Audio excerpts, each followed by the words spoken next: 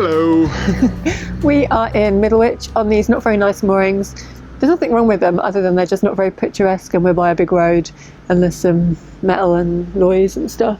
But they're a nice convenient walk in town, and it's not too far to Little. Which is why we're not going till after Little opens today, even though I said we need an early start, because potentially we've got quite a long way to go today. In my defense, even though admittedly my delay was to make it so we can have breakfast in Little, it was raining like mad until 5 minutes ago. Michael took George out, and I was like, oh no, it stopped raining now, because it's been raining for the last 3 hours. I was okay, I'll take George out. You need not stop the rain. He'd been gone 5 minutes and it was torrential. It was just like pelting down. But George, although soaking wet, did enjoy the throws of the ball, so he's glad he got ball throws instead of being made to walk right away in the morning. So hopefully it's going to be a really exciting day today, because we hopefully are going on the Anderton Boat Lift, hopefully. Hopefully. And then hopefully we're going on the River Weaver. So. Possibly, hopefully. So fingers crossed for that. First we have to go through the Middlewich Big Lock, which Joe identified last time as that way, but in fact it's that way. And it's not deep, it's wide. Yeah, that's the only reason it's big. It's a wide lock. The wide expands from here up. Apparently wide boats were able to come to Middlewich, and that was it. And at that point they were like, bugger that, turn around. Do you know what salt? Any further. Do you know what salt was used for? Do you know what the River Weaver was used for? Salt? Transporting salt. Possibly transporting of salt? Did you know that? No, I do. All right, should we just get going? Why is it called the River Weaver, not the River Salt? I don't know, because it wasn't transporting a bunch of cotton. Because it was the Weaver before the salt was mined, probably. Well, as long as somewhere along the line there was somebody there, it looked like, oh, these are really lovely. I'm just making some corduroy jackets. I don't know why corduroy. And how do you make corduroy? I don't know. Weaving. I'm weaving. I'm really weaving. Anyway. I have no idea how weaving works. We'll find out some proper information for the voiceover or for when we're on the River Weaver. Indeed. All right, let's go.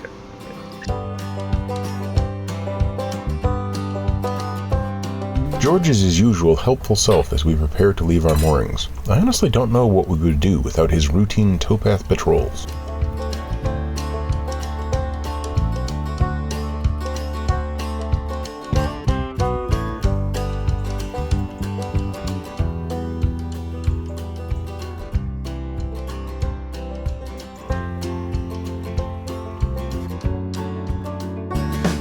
We arrive at Middlewich Big Lock to find that this hire boat has spent the night on the lock landing. Luckily we don't need to use it, as Joe is already off the boat.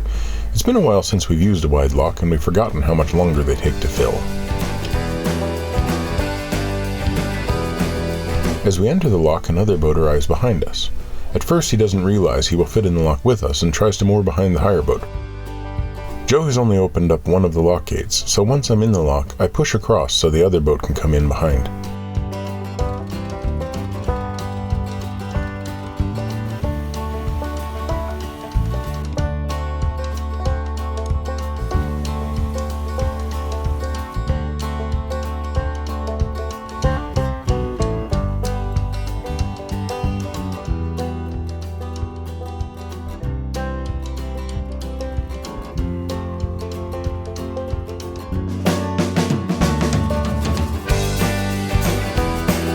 Oh good, it started to rain.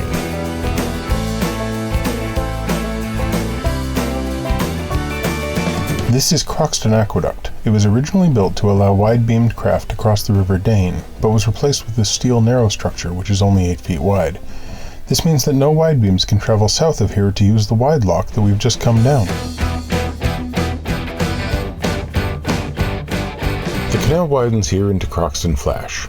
There are signs strongly advising boats to stick to the main line of navigation by the towpath, as water in the Flash is very shallow.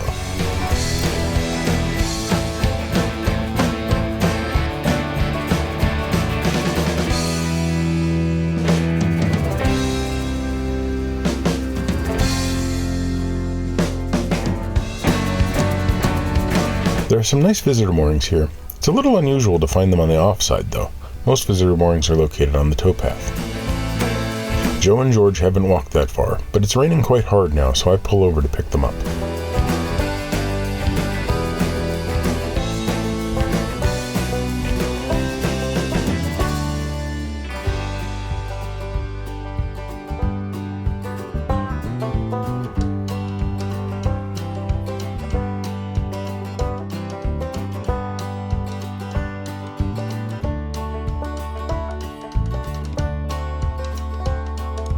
As we approach the next bridge, we see another boat approaching from the other side.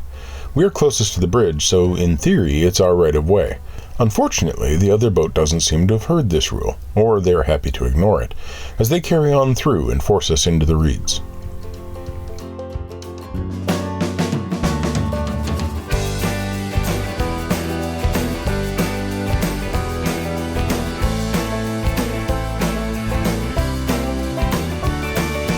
There's another boat at this bridge, and it's clearly their right of way. We move to the right to get out of their way, but they start to move that way too. Luckily, they realize their mistake and correct themselves in time to pass us without incident.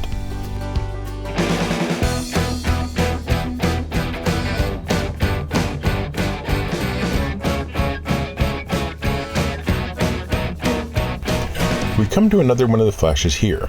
They were created due to subsidence from the extensive salt mining in the region. A boat is using this one as a winding hole. Unfortunately, they appear to be stuck on the bottom, and although they have the prop turning, they're not moving anywhere. They manage to free themselves as we pass, otherwise we obviously would have stopped to give them a tow off the silt.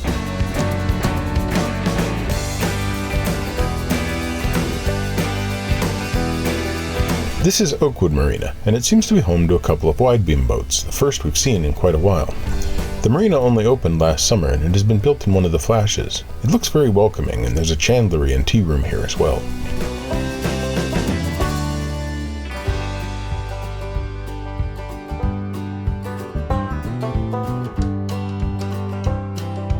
We then pass Park Farm Marina, which has only been in operation since 2016. The moorings look very empty. I wonder if everyone is just out cruising for the summer.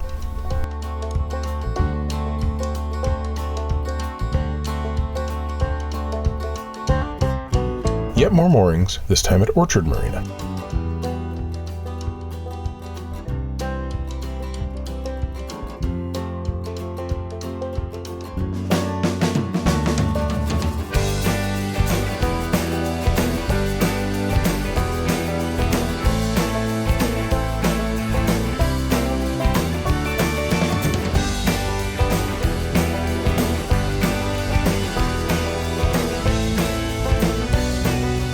Here we pass through Broken Cross on the outskirts of Northwich.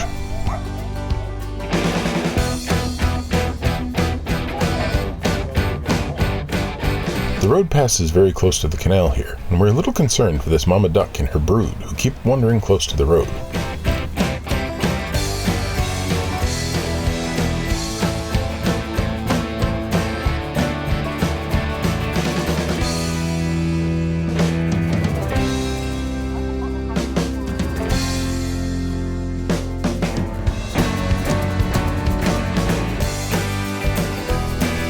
These are the Tata Chemical Works, and while they're not exactly pleasant to cruise through, they are fascinating. I wonder what sort of nastiness is passing through all these pipes.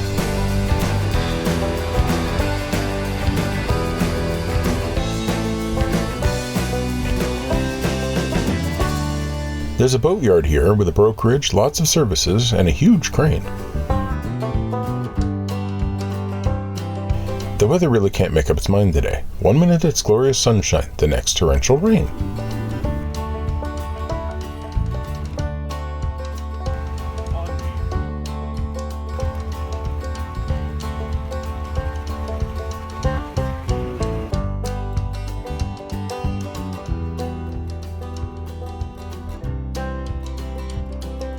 On the left here is the Lion Salt Works, the last remaining open-pan salt works in Marston.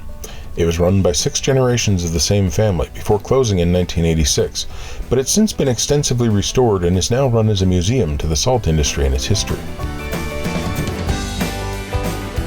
The landscape here has been shaped by the heavy salt works of days gone by. In fact, one section of the canal had to be diverted and recut in the 1950s, as the original cut collapsed due to so much subsidence.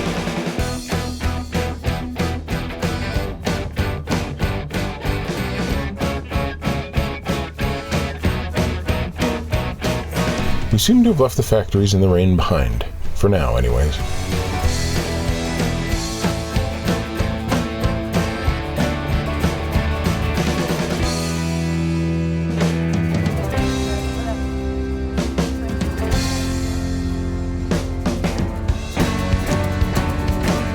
We're nearly at the boat lift, so Joe and George jump off to walk the last little ways.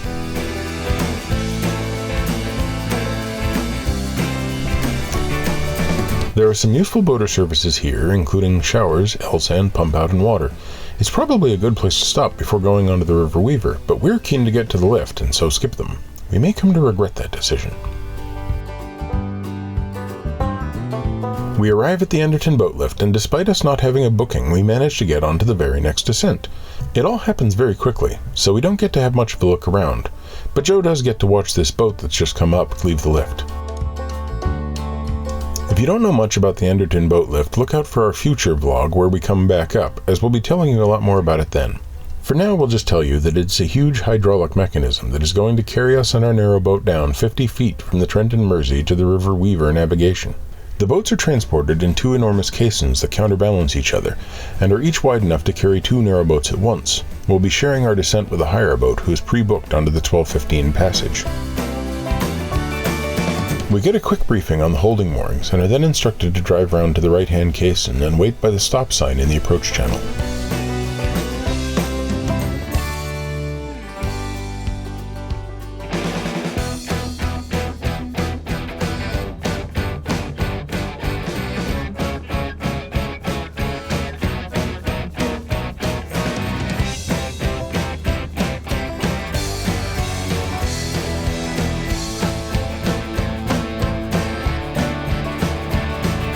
Once both boats are in the holding channel, a guillotine gate comes down behind us.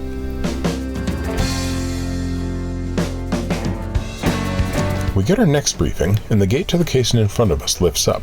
We then pull forward together into the lift itself.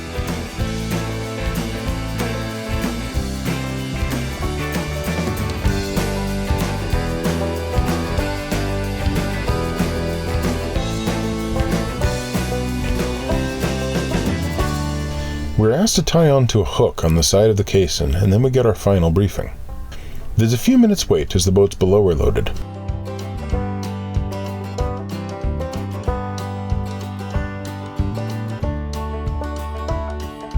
When ready, some of the water in the lower caisson is released and our descent begins. It's safe to say it's probably the strangest experience we've had aboard.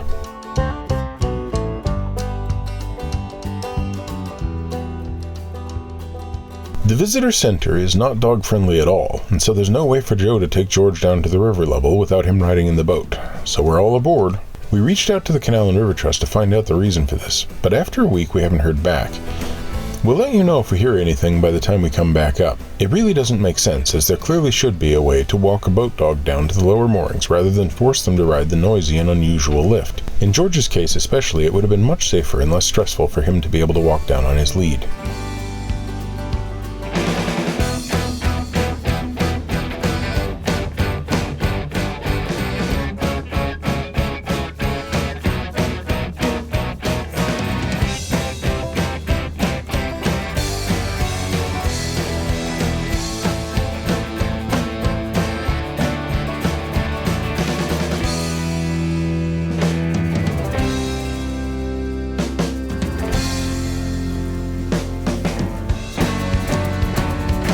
At the bottom there's another wait while the water levels are equalized, rather like in a normal lock.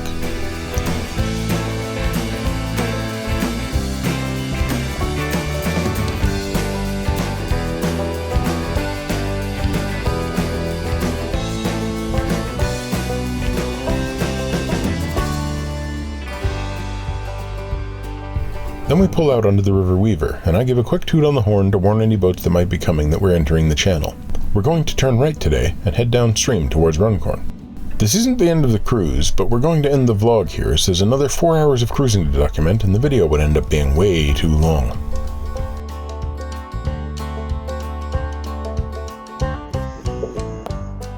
Right.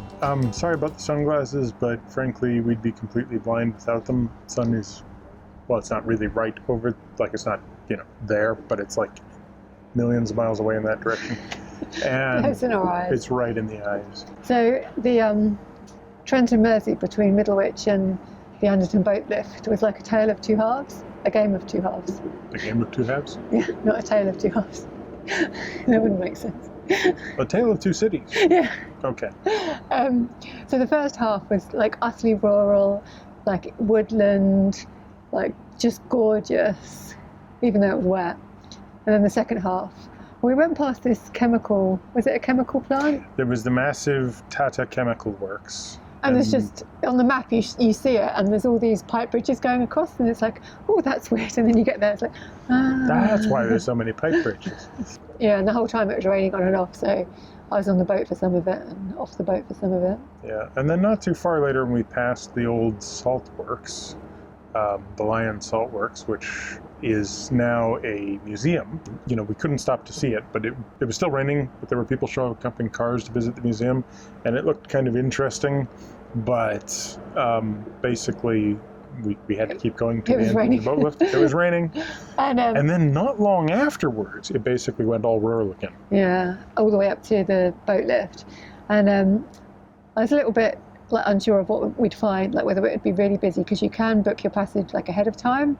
And I didn't know where you could stop, because basically outside the lift itself, there's like 2 holding moorings. But if you can't get on them, you really need to stop before then. So I jumped off the boat and walked ahead, and one of the moorings holding moorings was free, so you were able to bring the boat right up. Yeah, and you were standing there pointing right at it, so it's like, I know where I'm going. But you could stop before that, like if you're not sure.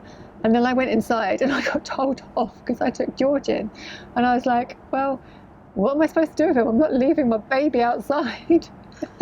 And there is a sign saying dogs on leads allowed, but there's a little fine print underneath it saying that it's like in the viewing area and the basin. I just think it's mean. Ellesmere Museum by the Canal and River Trust, they're just so welcoming to dogs everywhere. So I just think it's a bit of a poor show, really. Yeah, so I ended up running inside to actually get directed downstairs to the administration office, where I had to hold a green button to go in the door, to wait in front of a pane of glass while the woman behind the counter talked on the phone, because they do like phone bookings and stuff. So she had to finish her phone booking. Then she pulled the pane of glass sideways and was like, can I help you? And we go through a whole rigmarole to get signed up to go through at 12:50, and she gives me all the instructions: be outside half an hour early, get your anchor ready, all this sort of stuff. I'm like, okay, cool, no problem. You know, go upstairs. I'm ready to like hand you the paperwork and get the anchor out of the back. We've basically got half an hour. Yeah, we got like, well, yeah, about 40 minutes. Yeah. And it was like, okay, no problem. And then immediately, the guy who actually runs the thing is just like, right, are you Perseverance? Yeah. Are you ready now? Yeah, go in. Well, no, because okay. he walkie-talkied to her and said, oh, I've got a boat. There's also a boat here called Perseverance. When's that one in? She said on the walkie-talkie, that's the 12:50. And then he was like, oh, well, are you ready to go now? You can go now. Okay. So that was really good. I never did get the anchor. Whoops. We'll get that out for tomorrow. Yeah. So the lift itself was, like, I forgot about your fear of heights. If you saw our Llangollen Pontysilta... I never forgot about my fear of heights. If you saw our Pontysilta videos, you'll remember that Michael didn't enjoy it so much because of his fear of heights. And it was only when we kind of... Because you go into this, like, holding bucket thing, and then you go in, and once we're in there, you were like... Yeah, because I'm looking down at, like, an 80-foot drop. Probably not quite that much, but it's, if you know, significant enough drop that I'm just like, I'm inside of a bucket being held aloft by another bucket and a couple of, you know, hydraulic pumps, and it just doesn't feel right. And it's really funny as well, because whenever you see pictures of the Anderton Boat Lift, it's from the other side, from below. Oh yeah. Because we were on the canal and we were dropping to the river, and so our view from inside there was just of some like just a massive industrial factory, like chemical plant. Yeah, opposite. Yeah. It wasn't quite as picturesque as I'd imagined it. No, I'm looking down there going like, a bunch of like air liquide canisters and this thing that specifically says that it's like sodium something cyanide, and I'm just like, excellent, cyanide, good. We were on the right-hand side of the right-hand caisson, so we were the furthest kind of possible place away from the good view of the River Weaver.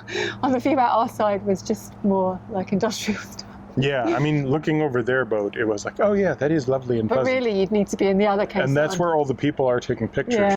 Yeah, they're very efficient the way they do it. But once you're in, you're kind of kept waiting there for a few minutes while everything equalizes, I guess. And yeah, so I read about it a little bit.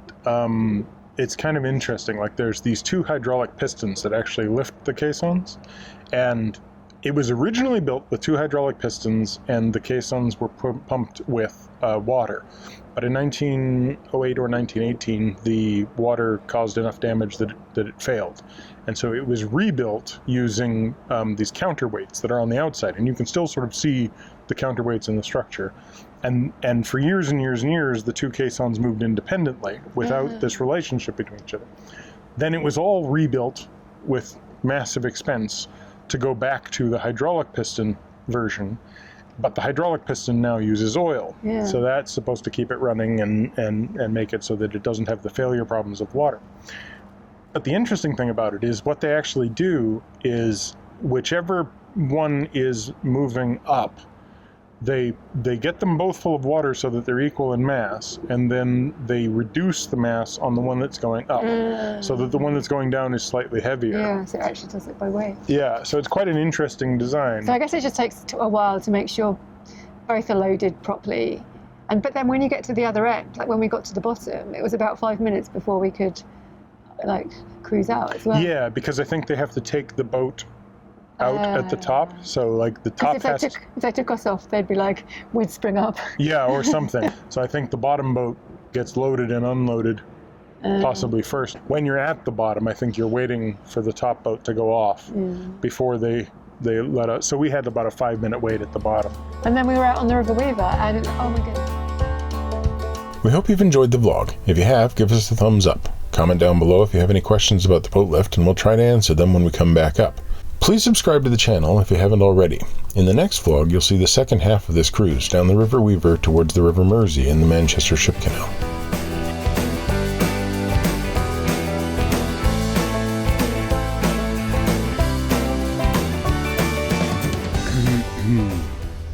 No, that wasn't affection, that was me losing my balance. I figured that out.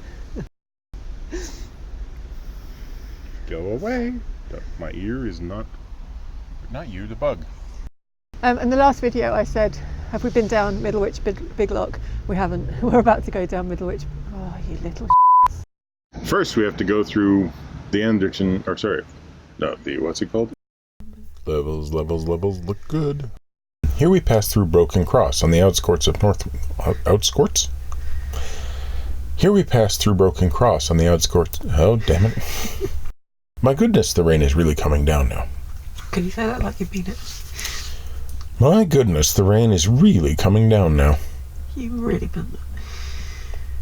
Is that better? Yeah, that's funny. Do you want me to intermediate? Yeah. My goodness, the rain is really coming down now. Flashes. Yeah. Yes, very different than flashers. I said flashes. Oh, I thought you said flashers. Like a man that just is like, hello! No, I didn't see any of them. Oh, okay, good. Anyway, so we were on the right-hand side of the right-hand gondola. Are they gondolas? No. What are they called? Caisson. We were on the right-hand side of Bumped up.